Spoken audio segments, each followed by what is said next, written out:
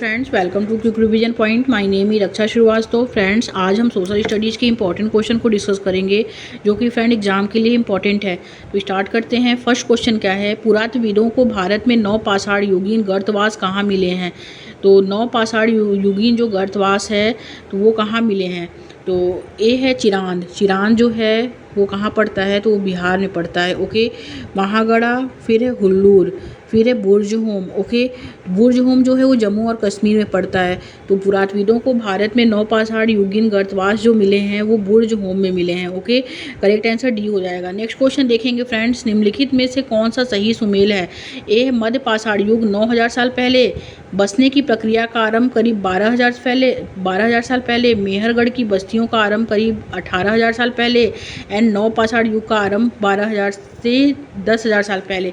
तो 9 पास निम्नलिखित में से कौन सा सही सुमेल है? तो जो बसने की प्रक्रिया का आरंभ था मध्य पाषाण युग में वो करीब 12,000 साल पहले था। ओके, राइट आंसर जो होगा फ्रेंड बी हो जाएगा। ओके, नेक्स्ट क्वेश्चन देखेंगे। निम्नलिखित दिल्ली के सुल्तानों के विषय में जानकारी के लिए तवारीख का विशेष महत्व है। निम्नलिखित में से कौन सा कथन जो है तवारीख के विषय में सही नहीं है पूछा है। ओके, तो तवारीख का जो था वो दिल्ली सल्तनत में का विशेष महत्व था। ओके, और निम्नलिखित में से कौन सा कथन जो है तवारीख के विषय में सही नहीं है? तो ए है इसमें तवारीख की भाषा अरी है। तो तवारीख की भाषा अरी नहीं होती थी, तवारीख की जो भाषा होती थी वो फारसी होती थी। ओके, तो यही गलत है और यही करेक्ट हो जाएगा।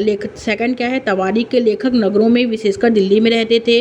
थर्ड सी है तवारीख के लेखक अक्सर अपने इतिहास सुल्तानों के लिए और उनसे ढेर सारे इनाम इकराम पाने की आशा में जो है लिखा करते थे। एंड डी है ये लेखक शासकों को जन्मसिद्ध अधिकार और लिंग भेद पर आधारित आदर्श समाज व्यवस्था बनाए रखने की सलाह देते थे। तो इसमें जो राइट हो जाएगा वो फर्स्ट हो जाएगा, क्योंकि तवारीख की भाषा जो होती थी वो अरी नहीं होती थी, वो फारसी होती थी। ओके, राइट आंसर जो होगा फ्रेंड ए हो जाएगा। नेक्स्ट क्वेश्चन देखेंगे। 14वीं शताब्दी का एक ग्रंथ लीला तिलकम निम्नलिखित में से किस विषय पर लिखा गया था? तो लीला तिलकम जो लिखा गया था, ए है केरल का मंदिर रंगमंच, बी है चेरों के राज्य कार्य निर्वहन की कला, सी है व्याकरण तथा काव्यशास्त्र, एंड डी है संगीत। तो लीला तिलकम जो लिखा गया था वो व्याकरण तथा काव्यशास्त्र पे लिखा गया था। ओके, राइट आंसर सी हो जाएगा फ्रेंड्स। नेक्स्ट क्वेश्चन देखेंगे। ए व बी कथनों को पढ़ें और सही विकल्प चुनें। ए कथन कहता है कि 19वीं शताब्दी में ब्रिटिश लोग उस क्षेत्र को जहां आज का अधिकांश राजस्थान स्थित है राजपुताना कहते थे। तो ये करेक्ट है। और बी है कि वह एक ऐसा प्रदेश था जहां केवल राजपूत ही रहा करते थे। तो ये गलत है। ओके, तो राइट आंसर जो होगा फ्रेंड ए हो जाएगा। इसमें 19वीं शताब्दी में ब्रिटिश लोग जो थे उस क्षेत्र को जहां आज का अधिकांश राजस्थान स्थित है उसे राजपुताना कहते थे। ओके, लेकिन वह एक ऐसा प्रदेश था जहाँ केवल राजपूत रहते थे। तो ये गलत है। तो ए उसमें राइट हो जाएगा, बी गलत है। ओके, नेक्स्ट क्वेश्चन देखेंगे। नेक्स्ट क्वेश्चन क्या है? निम्नलिखित में ये एग्जाम के क्वेश्चन है सारे। नेक्स्ट क्वेश्चन है फ्रेंड, निम्नलिखित कथनों पर विचार करें और सही विकल्प का चयन करें। कथन ए कहता है कि धर्म में सामूहिक आस्था प्रायः स्थानीय समुदाय समूहों के सामाजिक और आर्थिक संगठन से संबंधित होती है। ओके, और बी है इसमें कि सन 700 से लेकर 1750 के बीच सामाजिक राजनीतिक परिवर्तन आए और आज जिसे हम हिंदू कहते हैं उसमें भी इसी युग में जो है महत्वपूर्ण बदलाव आए। तो इसमें जो राइट होगा ए और बी जो है दोनों सही है और ए जो है वो सही व्याख्या करता भी है बी का। ओके, तो राइट आंसर जो होगा फ्रेंड बी हो जाएगा इसमें, क्योंकि धर्म में सामूहिक आस्था प्रायः स्थानीय समुदाय सामाजिक और आर्थिक संगठन से संबंधित होती थी, क्योंकि 700 से लेकर 1750 के बीच जो था सामाजिक राजनीतिक परिवर्तन आया और जिसे हम हिंदू धर्म कहते हैं। ओके, तो राइट आंसर सेकंड हो जाएगा। नेक्स्ट क्वेश्चन देखेंगे। कथन ए और आर को पढ़िए तो सही विकल्प का चुनाव करना है। ओके, अभी कथन ए कहता है भारतीय व्यापार द्वारा ईस्ट इंडिया कंपनी ने बहुत ज़्यादा लाभ कमाया। तो बिल्कुल करेक्ट है। और आर है कि उन्होंने भारतीय कपड़ा उद्योग को खरीदने के लिए कृषकों और जमींदारों से राजस्व इकट्ठा किया। तो ये भी करेक्ट है। तो ए और आर दोनों सही है और आर जो है सही व्याख्या करता है ए की। तो राइट आंसर ए हो जाएगा। आगे देखते हैं फ्रेंड्स। नेक्स्ट क्वेश्चन क्या है? 1793 के स्थायी बंदोबस्त के विषय में निम्नलिखित में से कौन से कथन सही हैं? तो फर्स्ट है राजाओं और तालुकदारों के जमींदारों के रूप में मान्यता दी गई थी, ये करेक्ट है। सेकंड, उन्हें किसानों के लगान वसूलने और कंपनी को राजस्व चुकाने का जिम्मा सौंपा गया, तो ये भी करेक्ट है। थर्ड है उनकी ओर से चुकाई जाने वाली राशि स्थायी रूप से तय कर दी गई थी, तो ये भी करेक्ट है। और फोर्थ है जमींदारों ने जमीन में सुधार करना शुरू कर दिया था, तो ये गलत है। तो पहला, दूसरा, तीसरा राइट हो जाएगा, तो राइट आंसर सी हो जाएगा। आगे देखते हैं फ्रेंड, अमार जीवन नाम की पुस्तक किसी भारतीय महिला द्वारा लिखित पहली आत्मकथा है, इसकी लेखिका कौन है? तो अमार जीवोम जो है नाम की पुस्तक किसी भारतीय महिला द्वारा लिखित पहली आत्मकथा है और इसकी लेखिका जो है वो राज सुंदरी देवी हैं। ओके, अमार जीवोम जो लिखी है वो राज सुंदरी देवी लिखी है, राइट आंसर सी हो जाएगा। नेक्स्ट क्वेश्चन देखेंगे, हरिदास ठाकुर निम्नलिखित में से किसके नेता थे? तो हरिदास ठाकुर जो थे, ए है सतनामी आंदोलन के नेता थे, बी है मथुआ पंथ के नेता थे, सी है ब्रह्म समाज के, एंड डी है सनातन धर्म सभा के। तो राइट आंसर बी हो जाएगा फ्रेंड, मथुआ पंथ के जो थे नेता थे। ओके, नेक्स्ट क्वेश्चन देखेंगे, नीचे दिए गए कथन ए तथा आर को पढ़िए। ए है कि राजा राम मोहन राय जैसे लोगों को उसका सुधारकों की तरफ वर्णन किया गया था, तो बिल्कुल करेक्ट है। राजा राम मोहन राय जैसे सुधारकों का जो था वो वर्णन किया गया था, और क्योंकि वे मानते थे कि जो अन्यायपूर्ण तौर तरीकों से छुटकारा पाना, परिवर्तन लाना जरूरी है, तो ये भी करेक्ट है।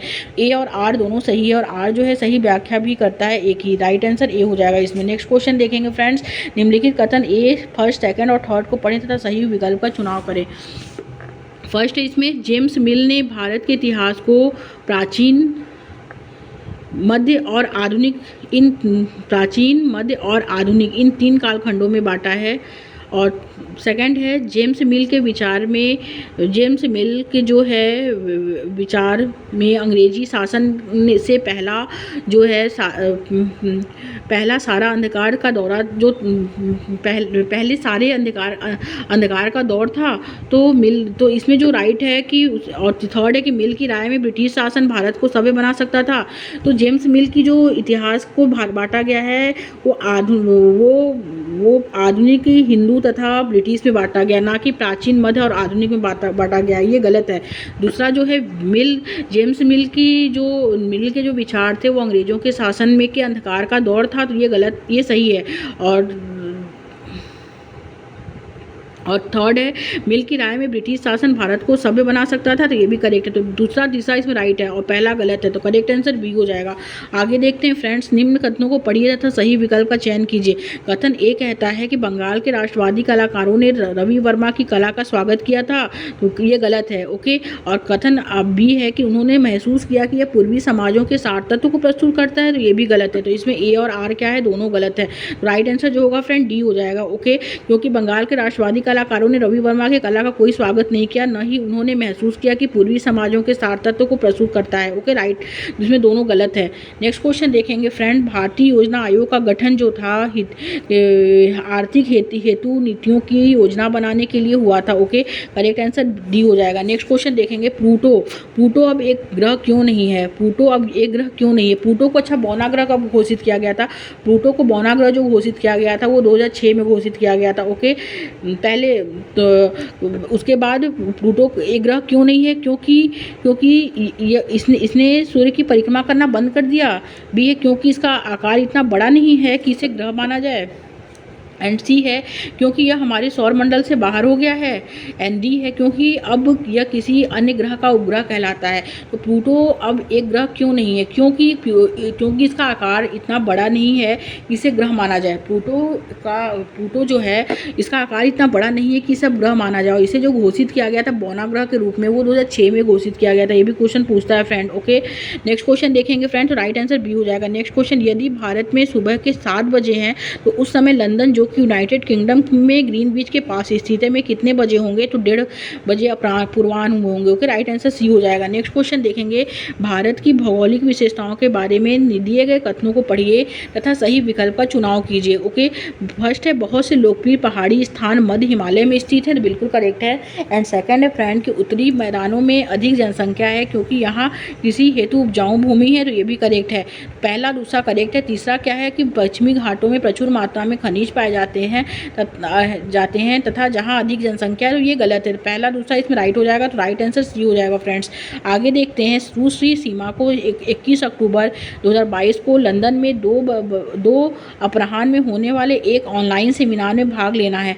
भारत में बैठे बैठे उन्हें किस समय पर ऑनलाइन जुड़ना होगा ताकि वह सही समय पर सेमिनार में भाग ले पाए? तो उन्हें 21 अक्टूबर 2022 को 7:30 बजे अपराह्न पर उन्हें ऑनलाइन सेमिनार में जुड़ना होगा, ओके, भाग ले पाए। राइट आंसर डी हो जाएगा। नेक्स्ट क्वेश्चन देखेंगे फ्रेंड, विद्या की परिचय के निम्नलिखित लक्षणों पर विचार करें। और विद्या की परिचयता को कौन निर्धारित करता है? तो समय निर्धारित करता है। इसमें जो है उसकी लक्षण कौन कौन से हैं? तो विद्या का जो है रंग है, ओके, रंग है, गठन क्या है, मोटाई है, ह्यूमरस की मात्रा है और पारगम्यता है। तो इसमें जो राइट होगा फ्रेंड, इसमें रंग है, गठन है और मोटाई है और ह्यूमरस की मात्रा भी है और पारगम्यता भी है। इसमें जो राइट है इसमें पाँचों राइट है, ओके। नेक्स्ट क्वेश्चन देखेंगे फ्रेंड्स। नेक्स्ट क्वेश्चन क्या है, निम्नलिखित में से कौन सी नदी जो है पश्चिम की तरफ बहती है और अरब सागर में जाकर जो है मिलती है? तो कौन सी नदी जो है वो पश्चिम की तरफ बहती है और अरब सागर में जाकर मिलती है? तो ए है यमुना नदी, बी है कावेरी नदी, सी है नर्मदा नदी एंड डी है गंगा नदी। तो राइट आंसर सी हो जाएगा फ्रेंड। नर्मदा नदी जो है वो पश्चिम की तरफ बहती है और अरब सागर में जाकर गिरती है, ओके। एग्जाम में पूछा गया क्वेश्चन है। नेक्स्ट क्वेश्चन देखेंगे, महासागर की परपटी मुख्यतः किन खनिजों से बनी है? सिलिका एवं एल्युमिनियम, सिलिका एवं मैग्नीशियम से बनी है, ओके। महासागर की परपटी जो है खनिज से बनी वो सिलिका एवं मैग्नीशियम से बनी है। राइट आंसर बी हो जाएगा। नेक्स्ट क्वेश्चन देखेंगे फ्रेंड, भूमंडलीय तापन ग्लोबल वार्मिंग का संबंध निम्न में से किस गैस के बढ़ने के साथ है? ए है नाइट्रोजन, बी है कार्बन डाइऑक्साइड, सी है आर्गन एंड डी है ऑक्सीजन। तो राइट आंसर बी हो जाएगा फ्रेंड, कार्बन डाइऑक्साइड के बढ़ने के साथ है, ओके। आगे देखते हैं फ्रेंड, निम्नलिखित कथन फर्स्ट, सेकंड एवं थर्ड को पढ़ें। फर्स्ट है, इसमें आतपन एक महत्वपूर्ण कारक है जो तापमान के वितरण को प्रभावित करता है, तो ये करेक्ट है। थर्ड है, आतपन की मात्रा भूमध्य रेखा से ध्रुवों की ओर बढ़ती है, तो ये गलत है, ध्रुवों की ओर नहीं बढ़ती है, ओके। और थर्ड क्या है कि आतपन भूमध्य रेखा से ध्रुवों की ओर घटता जाता है, तो ये करेक्ट है, ओके। तो आतपन एक महत्वपूर्ण कारक है जो तापमान के वितरण को प्रभावित करता है और आतपन भूमध्य रेखा से ध्रुवों की ओर घटता जाता है। तो ये पहला और दूसरा इसमें जो है वो करेक्ट हो जाएगा। तो राइट आंसर जो होगा फ्रेंड वो सी हो जाएगा। आगे देखते हैं फ्रेंड, निम्न देशों में से कौन सा देश भारत के साथ सबसे लंबी भूभागीय सीमा रेखा रखता है? तो भारत के साथ जो रखता है, ए है चीन, बी है पाकिस्तान, सी है म्यांमार, डी है बांग्लादेश। तो राइट आंसर डी हो जाएगा, बांग्लादेश। बांग्लादेश जो है वो भारत के साथ जो है सबसे लंबी भूभागीय सीमा रेखा रखता है। राइट आंसर डी हो जाएगा। नेक्स्ट क्वेश्चन देखेंगे, जनसंख्या पिरामिड जो कि आधार से चौड़ा है वह दर्शाता है, वह क्या दर्शाता है? फर्स्ट है उच्च जन्म दर को दर्शाता है, बी है उच्च जीवन प्रत्याशा को दर्शाएगा, थर्ड है बच्चों की आर्थिक संख्या को दर्शाता है, निम्न मृत्यु दर को दर्शाता है। तो जनसंख्या पिरामिड जो कि आधार से चौड़ा है और वो जो दर्शाता है तो वो उच्च जन्म दर और बच्चों की अधिक संख्या को दर्शाता है, ओके। पहला और तीसरा राइट हो जाएगा। तो राइट आंसर ए हो जाएगा फ्रेंड्स। नेक्स्ट क्वेश्चन देखेंगे, अमेरिका के विश्वविद्यालय से स्नातकोत्तर उपाधि प्राप्त के बाद राजेश भारत छोड़कर अमेरिका में बस गया। प्रवास विषय पढ़ाते समय इस उदाहरण को किस चर्चा के लिए प्रयोग किया जा सकता है? ए है अपकर्ष कारक एवं अप्रवास एंड बी है प्रतिकर्ष कारक एवं आप्रवास, सी है अपकर्ष कारक एवं उत्प्रवास एंड डी है प्रतिकर्ष कारक एवं उत्प्रवास। तो करेक्ट आंसर सी हो जाएगा फ्रेंड, अपकर्ष कारक एवं उत्प्रवास, ओके। नेक्स्ट क्वेश्चन देखेंगे फ्रेंड। नेक्स्ट क्वेश्चन क्या है, इंपॉर्टेंट क्वेश्चन है, निम्नलिखित में से किस फसल को वृद्धि के लिए 210 पाला रहित दिन और तेज चमकीली धूप की आवश्यकता होती है? तो वो कपास को होती है, ओके। कपास को जो है 210 पाला रहित दिन और तेज चमकीली धूप की आवश्यकता होती है, ओके। राइट आंसर डी हो जाएगा। नेक्स्ट क्वेश्चन देखेंगे फ्रेंड्स, संयुक्त राज्य अमेरिका में नस्लीय भेदभाव के विरुद्ध किए गए नागरिक अधिकार आंदोलन सिविल राइट्स मूवमेंट जिसमें सविनय अवज्ञा के शांतिपूर्ण तरीकों का प्रयोग किया गया था का नेतृत्व किसने किया है? तो ए है जॉन लुइस, बी है सेंट साइमन, सी है Martin Luther king junior and D है जेसी जैक्सन। तो करेक्ट आंसर सी हो जाएगा, मार्टिन लूथर किंग जूनियर ने किया है। नेक्स्ट क्वेश्चन देखेंगे, सुलभ एक संस्था जो पूरे भारत में स्वच्छता सेवाएं प्रदान करती है वह एक क्या है? वह एक गैर सरकारी संगठन है, ओके। सुलभ एक संस्था जो है वो भारत में जो स्वच्छता सेवाएं प्रदान करती है वह एक गैर सरकारी संगठन है। राइट आंसर ए हो जाएगा इसमें। आगे देखते हैं फ्रेंड, नेक्स्ट क्वेश्चन क्या है। नेक्स्ट क्वेश्चन है, निम्नलिखित कथनों पर विचार करें और सही विकल्प का चयन करें। फर्स्ट है कि जिलाधीश राजनीतिक कार्यकारिणी का अंग होता है, तो ये गलत है। जिलाधीश जो है राजनीतिक कार्यकारिणी का अंग नहीं होता है, ओके।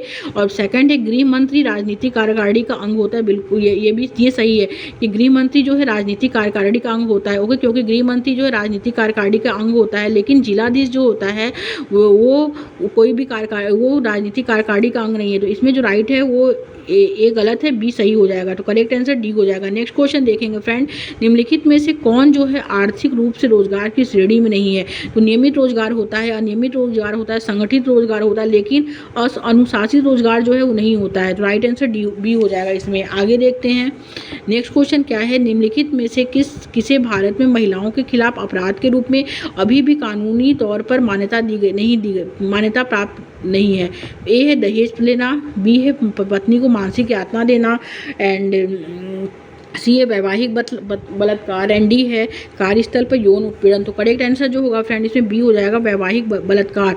वैवाहिक बलात्कार जो है वो कानूनी तौर पर मान्यता प्राप्त नहीं है, ओके। करेक्ट आंसर बी हो जाएगा। आगे देखते हैं फ्रेंड्स, उत्तर प्रदेश के चित्रकूट जिले में 8 दलित महिलाओं और द्वारा संचालित एक प्रसिद्ध समाचार पत्र खबर लहरिया किस संस्थानीय भाषा में प्रकाशित होता है? तो ए है अवधी, बी है बघेली, सी है बुंदेली, एंड डी है कन्नौजी। तो राइट आंसर सी हो जाएगा फ्रेंड, बुंदेली भाषा में जो है प्रकाशित होता है, ओके। नेक्स्ट क्वेश्चन देखेंगे, संचार माध्यमों के संदर्भ में एक सजग दर्शक कौन होता है? तो ए है जो आपका दृष्टिकोण संचार माध्यमों द्वारा मुख्यतः दर्शाई गई बातों पर बनता है। सेकंड है जो विभिन्न प्रकार संचार माध्यमों का शाब्दिक इस्तेमाल करता हो, और सी है जो संचार माध्यमों के दर्शाए हुए विषयों का आनंद भी ले और उन पर प्रश्न भी उठाए, एंड डी है जो किसी एक संचार माध्यम का प्रतिबद्ध दर्शक हो। तो राइट आंसर सी हो जाएगा फ्रेंड, जो संचार माध्यमों के दर्शाए हुए विषयों का आनंद भी ले और उन पर प्रश्न भी उठाए। राइट आंसर सी हो जाएगा। नेक्स्ट क्वेश्चन देखेंगे फ्रेंड्स, नेक्स्ट क्वेश्चन क्या है, वन भारतीय संविधान की समवर्ती सूची में शामिल किए गए हैं। वन जो होते हैं वो भारतीय संविधान की किस सूची में शामिल किए गए हैं? तो वो समवर्ती सूची में शामिल किए गए हैं, ओके। तो करेक्ट आंसर जो होगा फ्रेंड वो सी हो जाएगा इसमें। आगे देखते हैं कौन सा न्यायालय सर्वोच्च न्यायालय का पूर्ववर्ती है? ए है भारत का संघीय न्यायालय, बी है पूर्वी भारत का केंद्रीय न्यायालय, सी है ब्रिटेन का सर्वोच्च न्यायालय, एंड डी है बंगाल का सर्वोच्च न्यायालय। तो कौन सा न्यायालय जो है वो सर्वोच्च न्यायालय का पूर्ववर्ती है? तो वो है भारत का संघीय न्यायालय। भारत का संघीय न्यायालय जो है वो सर्वोच्च न्यायालय का पूर्ववर्ती है, ओके। करेक्ट आंसर फर्स्ट हो जाएगा। नेक्स्ट क्वेश्चन देखेंगे फ्रेंड, इनमें से कौन सा उच्च न्यायालय 1862 में स्थापित 3 उच्च न्यायालयों में से एक नहीं था? वेरी इंपॉर्टेंट है कि कौन सा उच्च न्यायालय है जो 1862 में स्थापित 3 उच्च न्यायालयों में से एक नहीं था? तो ए है बम्बई उच्च न्यायालय, सी बी है इलाहाबाद उच्च न्यायालय, सी है कलकत्ता उच्च न्यायालय, एंड डी है मद्रास उच्च न्यायालय। तो वो है फ्रेंड्स कौन सा उच्च न्यायालय है जो 1862 में जो है स्थापित 3 उच्च न्यायालयों में से एक नहीं था? तो बम्बई उच्च न्यायालय था, कलकत्ता उच्च न्यायालय था, मद्रास उच्च न्यायालय था, लेकिन इलाहाबाद उच्च न्यायालय जो था वो नहीं था, ओके। तो राइट आंसर इसमें बी हो जाएगा। नेक्स्ट क्वेश्चन देखेंगे, जूठन के लेखक कौन है? ए है डॉक्टर भीमराव अम्बेडकर हैं, ओम प्रकाश वाल्मीकि हैं, सी है कबीर हैं, एंड डी है प्रेमचंद जी हैं। तो जूठन के लेखक जो हैं ओम प्रकाश वाल्मीकि हैं, ओके। राइट आंसर बी हो जाएगा। नेक्स्ट क्वेश्चन देखेंगे फ्रेंड्स, सच्चर कमेटी रिपोर्ट ने भारत के किस समुदाय के हास्याकरण की स्थिति पर प्रकाश डाला था? तो सच्चर कमेटी की रिपोर्ट ने भारत के हास्याकरण के लिए जो प्रकाश डाला था वो मुस्लिम के लिए प्रकाश डाला था, ओके। राइट आंसर ए हो जाएगा। नेक्स्ट क्वेश्चन देखेंगे फ्रेंड्स, नेक्स्ट क्वेश्चन क्या है, निम्नलिखित कथनों पर विचार करें तथा उपयुक्त विकल्प चुनें। रूढ़िबद्ध धारणाएं हमें किसी व्यक्ति को उसकी विशिष्ट गुणों के साथ जो है देखने से रोकती हैं, तो करेक्ट है। एंड बी है कि रूढ़िबद्ध धारणाएं बड़ी संख्या में लोगों को एक ही खींचे में जड़ देती हैं, तो ये भी करेक्ट है। ए और आर दोनों सही है, और बी जो है वो एक ही सही व्याख्या भी करता है। ए बी दोनों सही है और बी जो है एक ही सही व्याख्या भी करता है। राइट आंसर सी हो जाएगा फ्रेंड्स। नेक्स्ट क्वेश्चन देखेंगे, नेक्स्ट क्वेश्चन क्या है, भारत के अतीत के अध्यापन के लिए भारतीय इतिहास के काल विभाजन पर 2 कथन का विश्लेषण करें और विश्लेषण किया था उपयुक्त विकल्प का चयन कीजिए। तो कथन ए कहता है कि अंग्रेज इतिहासकारों ने भारत के इतिहास को 3 युग में बांटा था, हिंदू, मुस्लिम और ब्रिटिश। वेरी करेक्ट है। और कथन जो है बी कहता है यह काल विभाजन इस विचार पर आधारित था कि शासकों का धर्म ही एकमात्र महत्वपूर्ण ऐतिहासिक धर्म होता है, तो परिवर्तन होता है, तो ये भी करेक्ट है। तो ए और आर जो है, बी जो है दोनों सही है और बी जो है ए की सही व्याख्या करता है, तो राइट आंसर सी हो जाएगा। नेक्स्ट क्वेश्चन देखेंगे फ्रेंड, सामाजिक विज्ञान में क्या क्या कौन कौन से सब्जेक्ट सम्मिलित हैं। तो सामाजिक विज्ञान में history, geography, political science and economics सम्मिलित है। ओके, पहले पॉलिटिकल साइंस की जगह सिविक्स किया गया था, लेकिन फिर बाद में पॉलिटिकल साइंस कर दिया गया। ओके, तो history, geography, political science and economics ये जो है ये सामाजिक विज्ञान में संबंधित विषय हैं उच्च प्राथमिक स्तर पे। ओके, राइट आंसर ए हो जाएगा। आगे देखते हैं फ्रेंड, अपने गांव में ऊर्जा के नवीकरणीय व अनवीकरणीय संसाधनों को वर्गीकृत करवाने हेतु एक शिक्षक निम्न में से क्या प्रयोग में ला सकता है। तो वृत्त आरेख यानी पाई चार्ट को ला सकता है। राइट आंसर ए हो जाएगा। आगे देखेंगे फ्रेंड्स, अन्य खोज से उपजी एक खोज द्वारा निर्धारित मार्ग का अनुसरण करने वाले अन्वेषण को क्या कहते हैं। तो ए है सूची उन्मुख अन्वेषण कहते हैं, बंद अन्वेषण कहते हैं, समस्या उन्मुख अन्वेषण कहते हैं, खुला अन्वेषण कहते हैं। तो उन्हें खुला अन्वेषण कहते हैं। ओके, राइट आंसर डी हो जाएगा। आगे देखेंगे फ्रेंड, निम्नलिखित में से प्रत्यक्ष अध्यापन की रणनीति क्या है। तो ए है शिक्षक प्रस्तुतिकरण है, कक्षा निरूपण है, कक्षा परिचर्चा है। अन्वेषण जो है नहीं है, तो ए, बी और सी राइट हो जाएगा। तो राइट आंसर इसमें डी हो जाएगा। नेक्स्ट क्वेश्चन देखेंगे फ्रेंड्स, नेक्स्ट क्वेश्चन है कि आपकी दैनिक सामाजिक विज्ञान कक्षा की पाठ्य योजना के लिए निम्नलिखित में से कौन सा जो है सही है। तो ए, प्रभावशाली देखने के लिए किसी भी विषय का पर पाठ्य योजना जो है लंबा एवं विशिष्ट शब्दावली वाला होना चाहिए। बी है पाठ्य योजना को कक्षा के में शिक्षक को अपना प्रभुत्व थोपने की स्वतंत्रता देनी चाहिए। सी है पाठ्य योजना को सुगम्य और कक्षा के लिए निर्धारित अवधि के लिए तुलना में थोड़ा छोटा होना चाहिए। डी है सामाजिक विज्ञान में पाठ्य योजना नियंत्रित होनी चाहिए ताकि विवादास्पद विषयों पर परिचर्चाओं से बचा जा सके। तो राइट आंसर जो होगा फ्रेंड्स सी हो जाएगा कि पाठ्य योजना को सुगम्य और कक्षा के लिए निर्धारित अवधि की तुलना में थोड़ा छोटा होना चाहिए। ओके, राइट आंसर सी हो जाएगा। नेक्स्ट क्वेश्चन देखेंगे फ्रेंड्स, नेक्स्ट क्वेश्चन क्या है, लिखित सामग्री का विविध तरीके से जो है लिखित सामग्री का जो विविध तरीके से पाठ किया गया और अर्थ निकाला जा सकता है। क्यों निकाला जा सकता है? क्योंकि शिक्षकों का अध्यापन के समय पाठ सामग्री पुनः परिभाषित करना, पुनः अर्थ निकालना जो है आवश्यक है इसमें। ओके, इसलिए राइट आंसर इसमें सी हो जाएगा। ना कि कक्षा में समान समझ पर पहुंच की सभी प्रयास व्यर्थ हैं। एक शिक्षक की भूमिका में पाठ पुस्तक जो है ये गलत है। पाठ पुस्तकीय ज्ञान को दिया गया रूप में प्रस्तुत किया जाना चाहिए और जहाँ व्याख्या हेतु बहुत कम अवसर है तो ये भी गलत है। शिक्षक को अध्यापन के समय पाठ सामग्री का पुनः परिभाषित करना एवं पुनः अर्थ निकालना आवश्यक है। राइट आंसर सी हो जाएगा फ्रेंड्स। नेक्स्ट क्वेश्चन देखेंगे, नेक्स्ट क्वेश्चन देखते हैं, निम्नलिखित में से कौन सा नियम जो है एवं कानूनों के सामाजिक अधिगम को बढ़ावा देता है। तो सामाजिक अधिगम को कौन बढ़ावा देता है? ए, कक्षा में ऊंचे स्वर में पाठ पुस्तकें पढ़ना, बी है निबंध लिखना, सी है वाग्मिता में भाग लेना, डी है सामूहिक परिचर्चा। तो राइट आंसर डी हो जाएगा फ्रेंड्स, सामूहिक परिचर्चा। ओके, आगे देखते हैं, निम्न में से कौन सा विकल्प दर्शाता है कि छात्रों ने विविधता इस विषय पर आलोचनात्मक चिंतन विकसित कर लिया है। तो ए है राष्ट्रीय चिन्हों के प्रति सम्मान दर्शाना, बी है विभिन्न राज्यों में पहने जाने वाले वस्त्रों के बारे में जानकारी होने का प्रदर्शन करना, सी है भारत में बोली जाने वाली विभिन्न भाषाओं के प्रति जागरूकता दर्शाना, एंड डी है विविधता और असमानता के बीच अंतर कर पाना। तो करेक्ट आंसर डी हो जाएगा फ्रेंड, विविधता और असमानता के बीच अंतर कर पाना। ओके, आगे देखते हैं, नेक्स्ट क्वेश्चन क्या है, अति उपयुक्त विकल्प का चयन कीजिए और सामाजिक विज्ञान की पाठ्यपुस्तकों में कार्टूनों ए है तो की कोई भूमिका नहीं है और वे विवाद पैदा करते हैं। बी है वे कक्षा को आनंददायक बनाते हैं क्योंकि सामाजिक विज्ञान बहुत ही नीरस है, एंड सी है अधिगमकर्ताओं को कक्षा में पाठ्य पुस्तकों की ओर आकर्षित करते हैं। डी है एक बड़े समाज के मूलभूत मुद्दों को उठाते हैं जिन्हें अधिगमकर्ता अपने आसपास की चीज़ों से जोड़कर देख पाता है। तो करेक्ट आंसर इसमें डी हो जाएगा। ओके, आगे देखते हैं फ्रेंड्स, सामाजिक विज्ञान की शिक्षा शास्त्र में अन्वेषण रणनीति की मौलिक उपयोगिता क्या होती है। तो मौलिक उपयोगिता जो होती है फ्रेंड वो है कि छात्रों में वैज्ञानिक पद्धति और रुचियों को विकसित करने के लिए। ओके, राइट आंसर डी हो जाएगा। आगे देखते हैं फ्रेंड्स, नेक्स्ट क्वेश्चन क्या है, नेक्स्ट क्वेश्चन है इसमें कि कक्षा में जब शिक्षक बहुत प्रकार की चट्टानें दिखाती है तो उनमें से दिखाई गई चट्टानों को विद्यार्थी आग्नेय चट्टान के रूप में पहचान लेता है।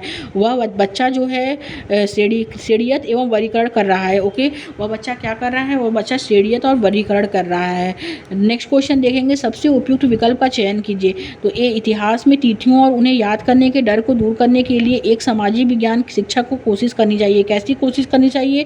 फर्स्ट है इसमें कि विद्यार्थियों को कुछ महत्वपूर्ण तिथियां याद करने के लिए समझाना चाहिए ताकि वे परीक्षा पास हो सके, तो तिथियां समझाना ये गलत है। सेकंड है संस्कृतियों एवं समाजों में आए परिवर्तन को दर्शाने के लिए विभिन्न समस्याओं को समयों के लोगों को कहानियों व विचारों पर जोर देना चाहिए, तो बिल्कुल करेक्ट है। थर्ड है कक्षा में नोट्स और बोर्ड पर समय रेखा दर्शाना चाहिए, तो दूसरा तीसरा इसमें राइट हो जाएगा। तो राइट आंसर जो है फ्रेंड सेकंड है। नेक्स्ट क्वेश्चन देखेंगे, उपनिवेशिक भारत में शिक्षा पद्धतियों की चर्चा हेतु किस स्रोत को प्राथमिक मानेंगे, तो जेम्स मिल का ब्रिटिश भारत का इतिहास, ये क्या है, ये प्राथमिक स्रोत है। ओके, आगे देखेंगे। नेक्स्ट क्वेश्चन है फ्रेंड्स कि एक अध्यापक के विद्यार्थियों को छोटे छोटे समूहों में बांट देता है और हर समूह के लिए कार्य निर्धारित करता है। जब तक कि विद्यार्थी अपने कार्य को कर रहे हैं, अध्यापक क्या करेगा, अध्यापक जो करेगा एक समूह से दूसरे समूह में जाकर विद्यार्थियों के संदेह को दूर करेगा। ओके, राइट आंसर डी हो जाएगा। नेक्स्ट क्वेश्चन देखेंगे फ्रेंड्स, सामाजिक विज्ञान आकलन में दिया गया कार्य जो है रचनात्मक कहलाएगा यदि वह सहयोग आधारित है, परिचर्चा आधारित हो, प्रतिक्रियात्मक रिफ्लेक्टिव है। ओके, तो ए, बी और सी करेक्ट आंसर हो जाएगा, तो राइट आंसर ए हो जाएगा। आगे देखेंगे, विद्यार्थी की दिशा संबंधी जानकारी के आकलन में निम्न में से कौन से संसाधन जो है प्रासंगिक हैं, तो ग्लोब है, ग्राफ नहीं है, टाइमलाइन भी नहीं है, मानचित्र है, क्योंकि विद्यार्थी की दिशा संबंधी जानकारी जो होती है वो ग्लोब से मिलेगी, मानचित्र से मिलेगी, तो ए और डी इसमें करेक्ट हो जाएगा। ओके, राइट आंसर डी हो जाएगा फ्रेंड्स। आगे देखते हैं, निम्नलिखित कथनों पर विचार करें और सही विकल्प का चयन करें। कथन ए कहता है, रिफ्लेक्टिव चिंतन एवं अन्वेषण समस्याओं एवं प्रश्नों में विद्यार्थियों के सक्रिय भागीदारी के विचार आधारित है, तो बिल्कुल करेक्ट है। एंड कथन बी कहता है कि अन्वेषण ऐसे प्रश्न के साथ संबंध रखता है जिनका उत्तर आंकड़ों मात्र से नहीं दिया जा सकता, जबकि रिफ्लेक्टिव चिंतन पूर्वानुमान लगाता है कि पर्यावरण आंकड़ी समस्या सुलझाने में विद्यार्थी को सहायता करेंगे, तो ये गलत है। तो ए सही है और बी गलत है, राइट आंसर सी हो जाएगा। नेक्स्ट क्वेश्चन देखेंगे फ्रेंड्स, सामाजिक विज्ञान की कक्षा में रचनात्मक आकलन का उद्देश्य क्या होना चाहिए, तो प्रत्येक विद्यार्थी की आवश्यकताओं एवं अधिगम की शैली का पता करना होना चाहिए से, और बी है कि सुनिश्चित करने के लिए विद्यार्थी मूलभूत पाठ सीख सके, तो ये गलत है। सी, अध्यापन अधिगम संसाधनों को सुधारना होना चाहिए। ओके, और इसके बाद जो है स्व आकलन की प्रक्रिया में अधिगमकर्ता को सम्मिलित करना चाहिए, तो ए, सी और डी राइट आंसर हो जाएगा, राइट आंसर डी हो जाएगा। नेक्स्ट क्वेश्चन देखेंगे फ्रेंड्स, सामाजिक विज्ञान की कक्षा में आकलन के निम्नलिखित स्तरों को बढ़ाने के क्रम में लगाइए, तो फर्स्ट है इसमें सूचना अभिलेख, तो ये गलत, इसको जो है क्या लगाना है, इसको स्तरों को बढ़ते हुए क्रम में लगाना है। तो पहले हम लगाएंगे अध्यापन एवं अधिगम के प्रभाव की सीमा के बारे में सूचना संग्रहित करेंगे, फिर हम सूचना के अभिलेख को संग्रहित करेंगे, उसके बाद हम लोग एकत्रित सूचना का विश्लेषण करना और रिपोर्ट बनाना, फिर सुधार के लिए सूचना का उपयोग करना। ओके, तो करेक्ट आंसर ए हो जाएगा, पहले सी, फिर ए, फिर डी, फिर बी। ओके, तो करेक्ट आंसर ए हो जाएगा फ्रेंड्स। नेक्स्ट सेट पे आते हैं। नेक्स्ट है फ्रेंड इसमें कि मेघदूत के रचयिता कौन है, तो मेघदूत के जो हैं लेखक जो हैं वो हैं कालिदास। मेघदूत जो है वो कालिदास। ओके, ए का 4 हो जाएगा। आर्यभट्ट के हर्षचरित के लेखक जो हैं वो बाणभट्ट हैं, हर्षचरित बाणभट्ट। ओके, बी का फर्स्ट हो जाएगा। आर्यभट्टियम जो है आर्यभट्ट। ओके, सी का सेकंड हो जाएगा। सुश्रुत संगीता जो है श्रुतुत। मेघदूत के लेखक जो हैं कालिदास हैं, हर्षचरित बाणभट्ट का है, आर्यभट्टियम जो है आर्यभट्ट का है, सुश्रुत संगीता श्रुतुत का है। तो करेक्ट आंसर जो होगा फ्रेंड ए हो जाएगा इसमें। ओके, नेक्स्ट क्वेश्चन देखेंगे फ्रेंड, आरंभिक मानव के पाषाण काल पुरास्थलों से प्राप्त प्रमाणों के जो है साथ मिले हैं के साथ मिलान करना है उनका। ओके, तो कुरनूल की गुफाएं कहाँ हैं, तो कुरनूल की गुफाएं जो हैं वहाँ हमें गुफाएं और कंदराएं मिली हैं। ओके, कुरनूल की गुफाएं जो होती हैं वहाँ भस्म अवशेष मिले हैं। ए का जो होगा फ्रेंड थर्ड हो जाएगा, सेकंड हो जाएगा। ओके, और पटना जो होता है पटना ये जो महाराष्ट्र में पाटने शहर है वहाँ शुतुरमुर्ग के अंडे मिले हैं। डी का फर्स्ट हो जाएगा। डी का फर्स्ट किस ऑप्शन में दिया है, डी का फर्स्ट एक ही ऑप्शन में दिया है सी में, तो सी ऑप्शन करेक्ट हो जाएगा, डी का फर्स्ट। ओके, शुतुरमुर्ग के अंडे। हुंसकी जो है हुंसकी में क्या मिला है, तो हुंसकी में जो आवास और उद्योग स्थल मिले हैं। ओके, हुंसकी में क्या मिले हैं, आवास और उद्योग स्थल मिले हैं। और इसके बाद भीमबेटका जो है, भीमबेटका में क्या मिले हैं, तो भीमबेटका जो है यहाँ गुफाएं और कंदराएं मिली हैं। भीमबेटका में गुफाएं कंदराएं यहाँ मिले हैं। ओके, भीमबेटका में गुफाएं और कंदराएं मिली। कुरनूल जो है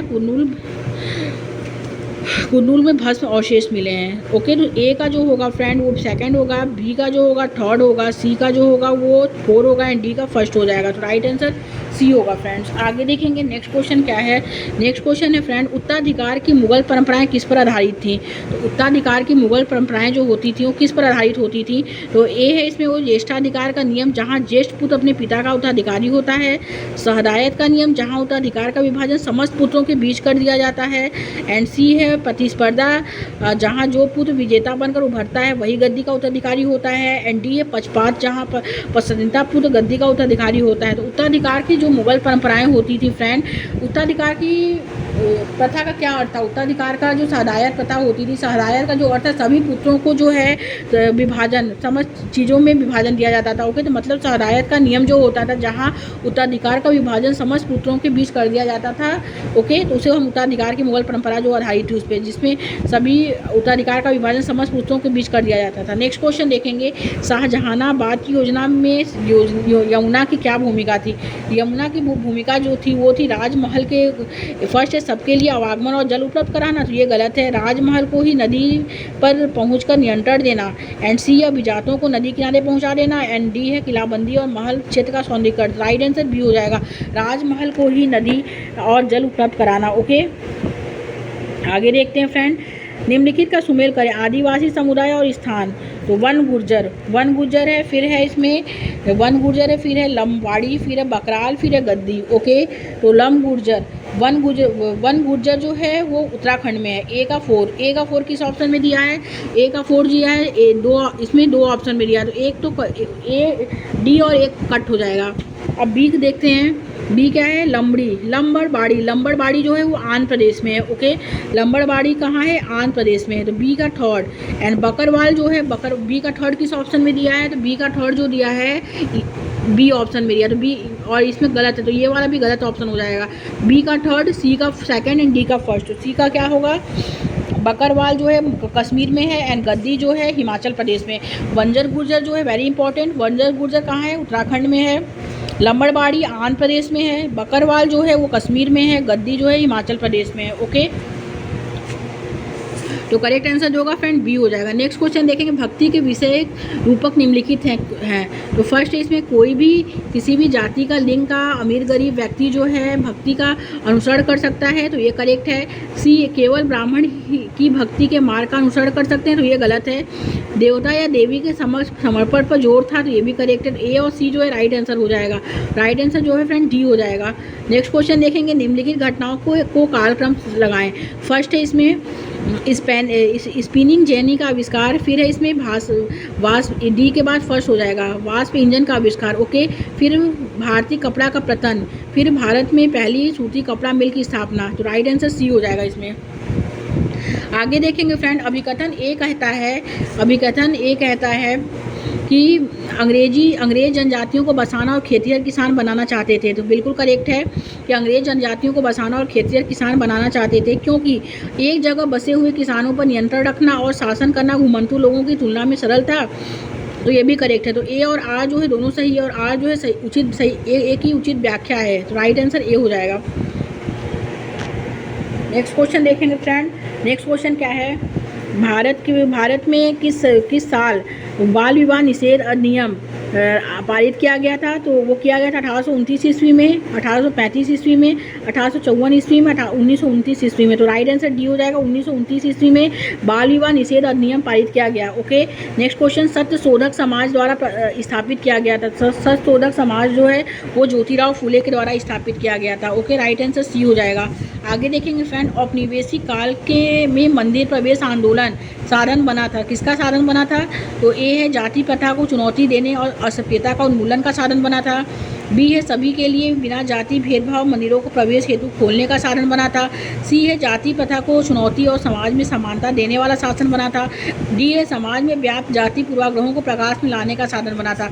तो औपनिवेशिक काल में मंदिर प्रवेश आंदोलन जो था समाज में व्याप्त जाति पूर्वाग्रहों को प्रकाश में लाने का साधन बना। ओके, राइट आंसर जो होगा फ्रेंड डी हो जाएगा इसमें। आगे देखेंगे यह नारा किसने दिया कि स्वतंत्रता मेरा जन्मसिद्ध अधिकार है और मैं इसे लेकर रहूँगा। ए सुभाष चंद्र बोस, बी है महात्मा गांधी, सी है भगत सिंह एंड डी है बाल गंगाधर तिलक। तो राइट आंसर डी हो जाएगा फ्रेंड, बाल गंगाधर तिलक। बाल गंगाधर तिलक ने कहा है कि स्वतंत्रता मेरा जन्मसिद्ध अधिकार है और मैं इसे लेकर रहूँगा। ओके, आगे देखेंगे भारतीय द्वारा इल्बर्ट बिल को वापस लेने का विरोध क्यों हुआ, सही विकल्प का चुनिए। तो ए है यह भारतीयों को हथियार रखने की अनुमति नहीं देता था, तो ये गलत है। सरकार विरोधों की आवाज़ दबाने के लिए बना था, तो ये भी गलत है। यह अंग्रेजों की नस्लवादी मनोवृत्ति को दर्शा रहा था। और डी है भारतीयों ने इल्बर्ट बिल का विरोध किया था, तो भारतीय द्वारा इल्बर्ट बिल को वापस लेने का विरोध क्यों किया गया, सही विकल्प का चयन करना है। तो यह अंग्रेजों की नस्लवादी मनोवृत्तियों को दर्शा रहा था। ओके, करेक्ट आंसर सी हो जाएगा फ्रेंड्स। आगे देखेंगे गुट निरपेक्षता की विदेश नीति के विचार पर बनाई गई थी, किसके विचार पर बनाई गई थी। ए अमेरिकी और सोवियत गठबंधनों से अलग अलग रहना जिससे प्रतिरोधों से बचा जा सके और राष्ट्रीय हितों के बचाव के लिए। बी है अमेरिका और सोवियत संघ के साथ तटस्थ रहने का जिससे दोनों देशों के साथ कूटनीतिक संबंधों को जारी रखा जा सके।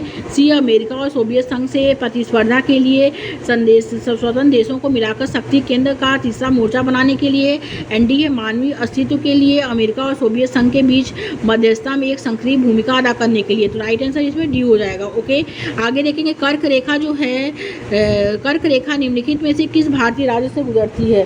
तो कर्क रेखा जो है निम्नलिखित में से किस भारतीय राज्य से गुजरती है। कर्क रेखा भारत के 8 राज्यों से वो गुजरती है। जैसे इसका ट्रिक है मित्र पर गमछा झाड़। ओके, मित्र पर गमछा झाड़ मतलब मी से मिजोरम, त से त्रिपुरा, मित्र प से पश्चिम बंगाल, र से पश्चिम बंगाल और उसके बाद पर रायपुर, ग से गुजरात, म से मध्य प्रदेश, छ से छत्तीसगढ़ और झ से झारखंड, र से रायबरेली। ओके, तो कर्क रेखा निम्नलिखित भारत में से कितने राज्यों से गुजरती है। तो 8 राज्यों से वो गुजरती है और जिसमें मध्य प्रदेश जो है इंपॉर्टेंट है। ओके, नेक्स्ट क्वेश्चन देखेंगे फ्रेंड, निम्नलिखित कथन पर सही कथन सुनना है। तो पृथ्वी 365 दिन में सूर्य का चक्कर लगाती है, तो बिल्कुल करेक्ट है। सेकंड क्या है इसमें कि हम लोग एक वर्ष 365 दिन का मनाते हैं तथा सुविधा के लिए 6 घंटों को इनमें नहीं जोड़ते हैं, तो ये भी करेक्ट है। सी है प्रत्येक चौथे वर्ष फरवरी 29 के बदले 28 दिन का होता है, तो ये गलत है। ओके, इसमें राइट आंसर जो होगा ए और बी हो जाएगा, तो करेक्ट आंसर ए हो जाएगा। आगे देखेंगे फ्रेंड्स, अगर पृथ्वी को बराबर देशांतरी विश्व के साथ 24 समय क्षेत्रों में विभाजित किया जाता है तो प्रत्येक क्षेत्र को 15 डिग्री तक के देशांतर को घेरेगा। ओके, राइट आंसर बी हो जाएगा। नेक्स्ट क्वेश्चन देखेंगे, भारत के उत्तर पश्चिम से दक्षिण पूर्व की दिशा की ओर शुरू करते हुए इन क्षेत्रों को क्रमबद्ध कीजिए। तो फर्स्ट है इसमें होगा भारतीय महामरुस्थल, फिर है अरावली श्रृंखला, फिर है विंध्य श्रृंखला, फिर है इसमें पूर्वी घाट, दक्कन पठार, फिर है पूर्वी घाट। ओके, तो करेक्ट आंसर सी हो जाएगा। आगे देखते हैं फ्रेंड, निम्न में से मानचित्र के घटक के संदर्भ में विषम का चयन करें। तो दूरी, दिशा, प्रतीक, पैमाना जो है वो मानचित्र का घटक नहीं है। राइट आंसर जो होगा डी हो जाएगा, क्योंकि विषम पूछा है तो पैमाना जो है नहीं है। नेक्स्ट क्वेश्चन देखेंगे फ्रेंड, निम्नलिखित में से कौन सी मिट्टी मृदा गीली होने पर लसलसी हो जाती है। ओके, तथा मौसम से पहले या पहली बारिश के बाद जब तक इसकी जुताई न हो तो इस पर काम करना मुश्किल हो जाता है। कौन सी मिट्टी है वो, तो काली मिट्टी है। ओके, काली मिट्टी यानी मृदा है। नेक्स्ट क्वेश्चन देखेंगे फ्रेंड, वनस्पति के संदर्भ में निम्नलिखित कथनों पर विचार करें और सही विकल्प का चयन करें। ए है घास स्थल जो है मध्यम वर्षा वाले क्षेत्रों में विकसित होते हैं और कांटेदार झाड़ियाँ शुष्क क्षेत्रों में पैदा होती हैं। ओके, तो ये करेक्ट है। सेकंड है वनस्पति की वृद्धि तापमान एवं नमी पर निर्भर करती है, ये भी करेक्ट है। एंड सी है इसमें प्राकृतिक वनस्पति के प्रकार में परिवर्तन मुख्यतः जलवायु की परिस्थिति में परिवर्तन के कारण होता है, तो ये भी करेक्ट है। तो इसमें ए बी सी राइट है। राइट आंसर जो हो जाएगा डी हो जाएगा। नेक्स्ट क्वेश्चन, सही कथन का चयन करें। ए ऑक्सीजन सर्वाधिक पाई जाने वाली गैस है। बी वायु में ऑक्सीजन की मात्रा समान बनी रहती है क्योंकि मनुष्य तथा पशु सांस लेने में इसका प्रयोग करते हैं तथा पौधे इसका उत्पादन करते हैं, तो ये करेक्ट है। ओके, और सी है ऑक्सीजन को ग्रीन हाउस गैस कहा जाता है, तो ये गलत है। डी है कि वायुमंडल में ऑक्सीजन का स्तर बढ़ने से भूमंडलीय तापमान बढ़ जाता है, तो ये भी गलत है। ओके, नेक्स्ट क्वेश्चन देखेंगे फ्रेंड्स, निम्नलिखित कथन ए तथा बी पर विचार कीजिए तथा सही विकल्प का चुनाव कीजिए। कथन ए कहता है कि दो वायुदाब क्षेत्र में दाब से में जितना अधिक अंतर होगा वह हवा की उतनी अधिक जो है उतनी ही अधिक होगी, तीव्रता उतनी ही अधिक होगी। और बी है इसमें वायुदाब जो है उच्च दाब से निम्न दाब की ओर जाती है जो हवा को उत्पन्न करती है। तो इसमें दोनों सही है और बी जो है एक ही सही व्याख्या भी करता है।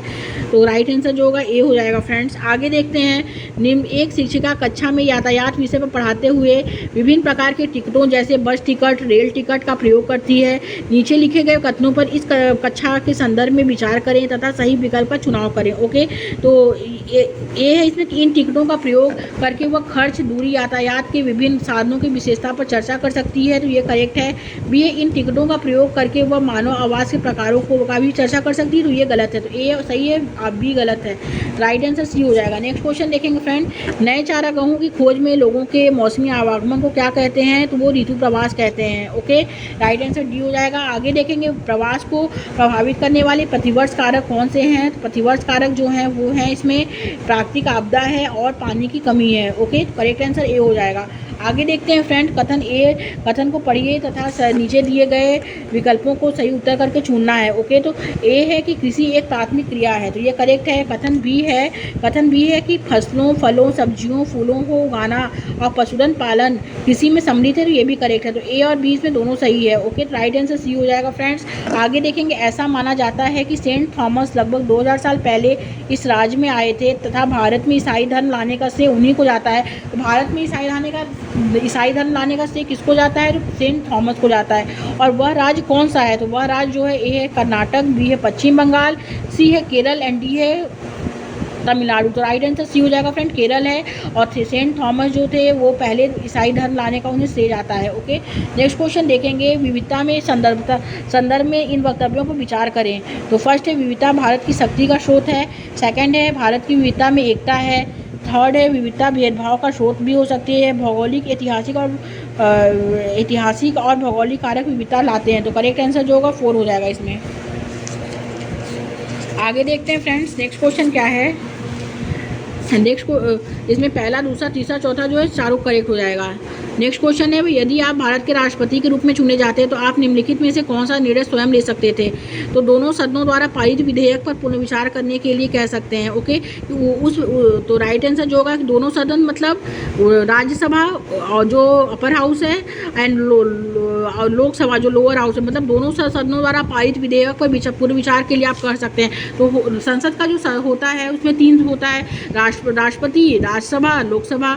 ओके, तो राष्ट्रपति जो है वो संसद के दोनों सदनों के विधेयक पर जो है पुनर्विचार कर सकता है।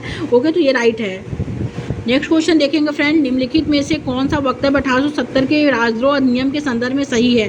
तो फर्स्ट है, इसमें इस अधिनियम द्वारा यह सुनिश्चित किया गया था कि अगर कोई भी व्यक्ति ब्रिटिश सरकार का विरोध या आलोचना करता है तो उसे मुकदमा चलाए बिना ही गिरफ्तार किया जा सकता है। ओके, तो करेक्ट आंसर ए हो जाएगा। आगे देखते हैं, गैर कृषि क्रियाकलाप वाले समूह पहचानिए। तो फर्स्ट है इसमें मिट्टी के बर्तन बनाना, बुनाई और ईंट बनाना। राइट आंसर डी हो जाएगा। आगे देखेंगे, साप्ताहिक बाजार में इनमें से कौन सी वस्तु की सबसे कम खरीद जो है, इसमें से जो है साप्ताहिक बाजार में इनमें से कौन सी वस्तु की सबसे कम खरीद बेस दृष्टिगत होने की संभावना है? ओके, तो लैपटॉप कवर एवं मोबाइल चार्जर, बी है कार इंजन और पहिए, सी है फ्रिज कवर और चाय बर्तन सेट, एंड ए नाखून कटर और श्रृंगार प्रसाधन। तो कम खरीद और बेस दृष्टिगत होने की संभावना, तो कार, इंजन और पहिए। राइट आंसर बी हो जाएगा। आगे देखेंगे, अपने आत्मसम्मान को दांव पर लगाकर जीवित रहना अशोभनीय है। आत्मसम्मान जीवन का सबसे जरूरी हिस्सा है, इसके बिना व्यक्ति नगण्य है। आत्मसम्मान के साथ जीवन बिताने के लिए व्यक्ति को कठिनाइयों पर विजय प्राप्त करनी होती है। केवल कठिन और निरंतर संघर्ष से ही व्यक्ति बल, विश्वास और मान्यता प्राप्त कर सकता है। यह किसने कहा है? तो यह बी आर अम्बेडकर ने कहा है। ओके, राइट आंसर बी हो जाएगा। नेक्स्ट क्वेश्चन देखेंगे, छात्रों में लैंगिक और व्यवसाय आधारित रूढ़िवादिता को चुनौती देने के लिए कौन सा उदाहरण जो है सर्वाधिक उत्तम है? वो है पुरुष भरतनाट्यम नृत्य। ओके, करेक्ट आंसर सी हो जाएगा। आगे देखेंगे फ्रेंड, मौलिक अधिकार के कानून तोड़ने या भंग करना, अतिमर्द करना, यह कृत्य किसका है? यह उल्लंघन का कृत्य है। राइट आंसर सी हो जाएगा। आगे देखते हैं, कक्षा में सार्वभौमिक वयस्क मताधिकार के सिद्धांत के अध्यापन के लिए कौन सा उदाहरण जो है उपयुक्त है? तो फर्स्ट है मुझ लेहा विधानसभा चुनाव में मतदान कर रही है, और इसके बाद ऐसा एना जो है 31 वर्ष लोकसभा चुनाव में मतदान कर रही है। तो पहला दूसरा इसमें करेक्ट हो जाएगा, तो राइट आंसर बी हो जाएगा। आगे देखेंगे फ्रेंड, कौन सी संवैधानिक प्राधिकरण केंद्र एवं राज्यों के बीच उनकी संबंधित शक्तियों को लेकर विवादों का परीक्षण करता है, तो वो है सर्वोच्च न्यायालय। ओके, आगे देखते हैं, अंतर्राष्ट्रीय महिला दिवस पर संसार भर में महिलाएं इसे मनाने तथा अपने संघर्षों को पुनः जीवित करने के लिए एकत्रित हुई हैं।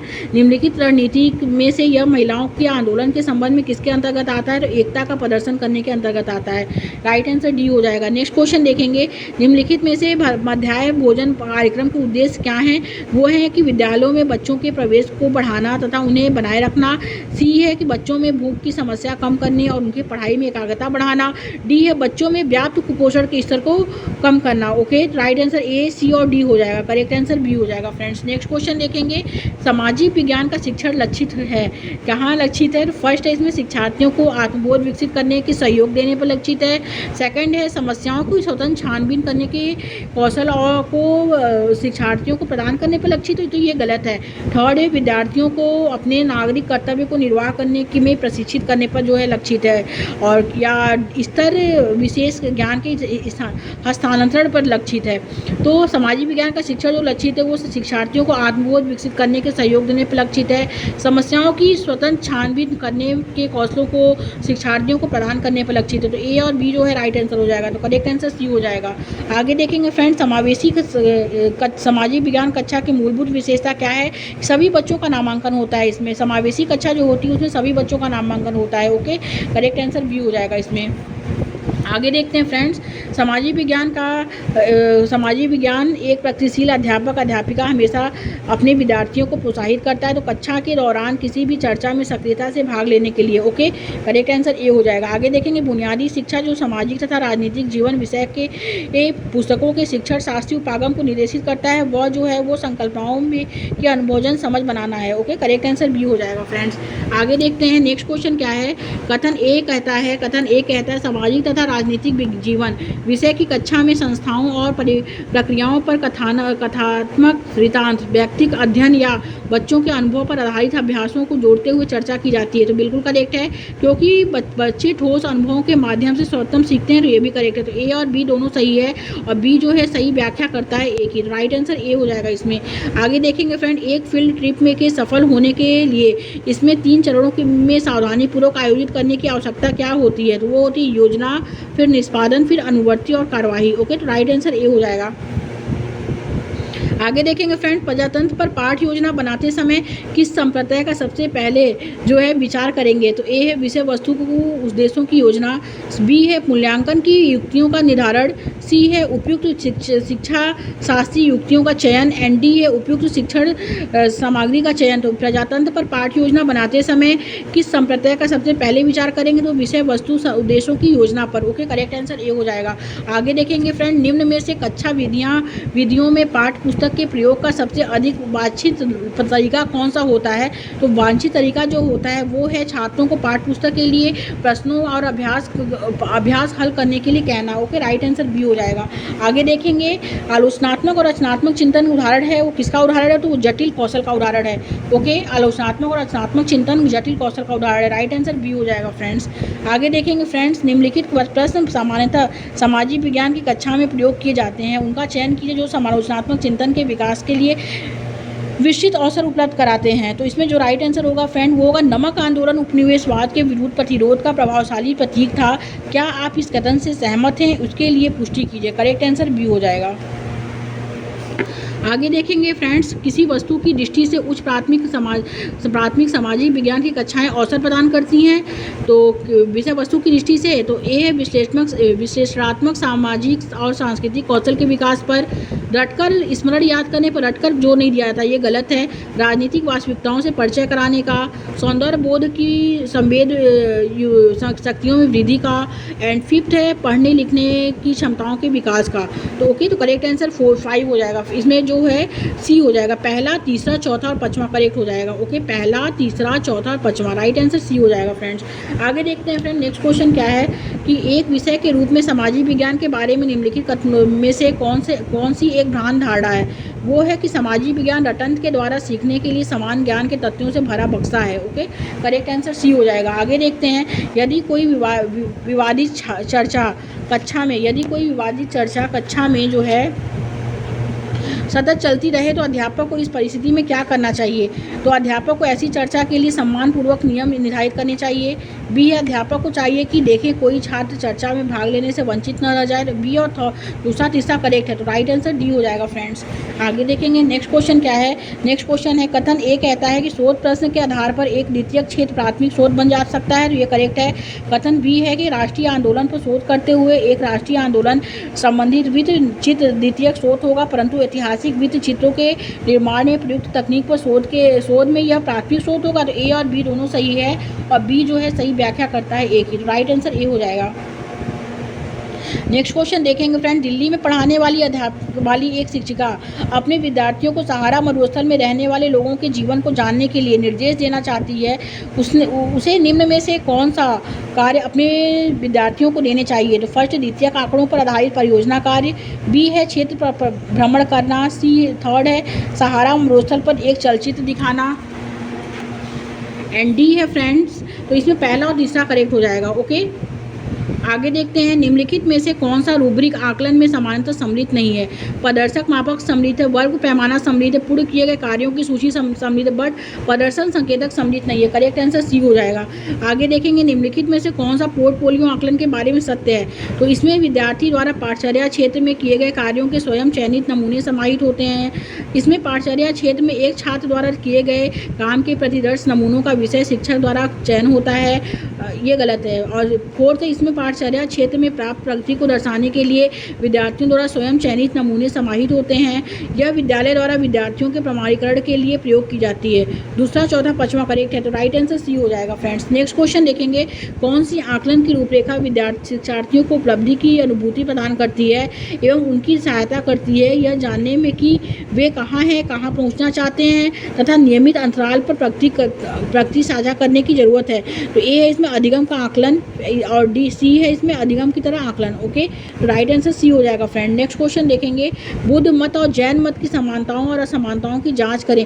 यह प्रश्न किस संज्ञानात्मक आयाम का आकलन करता है। तो विश्लेषण का आकलन करता है। ओके, करेक्ट आंसर सी हो जाएगा। नेक्स्ट एंड लास्ट क्वेश्चन देखेंगे फ्रेंड्स, एक सामाजिक विज्ञान अध्यापिका छात्रों को बंगाल दुर्भिक्ष अकाल पर लघु निबंध लिखने के लिए कहती है।